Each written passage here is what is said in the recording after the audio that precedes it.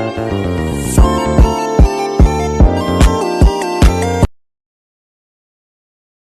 hi, good afternoon. I am Jason Pilacacandili, currently taking Bachelor of Science in Civil Engineering.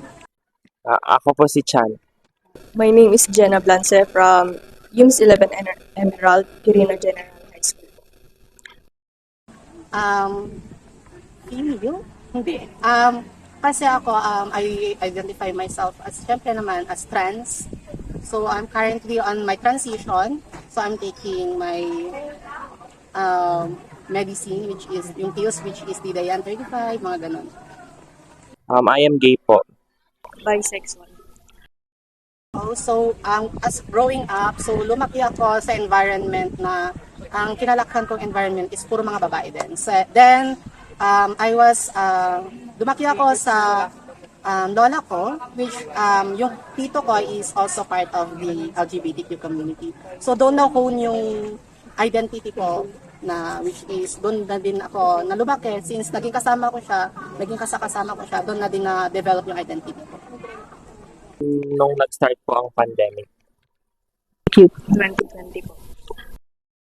So that is a very taboo question. So napakahirap niyan sagutin since our country is a Christian country which hindi nila gaano tinatanggap ang LGBTQ since yung tanong mo na kung gaano tinanggap, so since nandito naman na tayo sa Gen Z era, siguro unti-unti tinatanggap na ng society natin yung yung LGBTQ.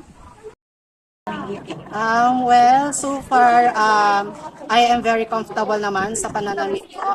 Minsan, I do cross-dress. Minsan naman, if nasa bahay lang ako, normal lang na damit, any na damit. Pero when it comes to school naman, hindi kasi ako nagko-cross-dress like yung uniform na pang babae. Kasi I prefer yung, panlalaki pa rin na damit, na uniform, as respect na din sa school. And since hindi ko pwedeng sabihin, yung mga instructor ko is part of a very strict and conscious na and conservative na religion is nire-respectan kaya pero I'm happy pa rin naman. Okay lang po if that's okay to other people. Yes po. Thank you for having me. Thank you po.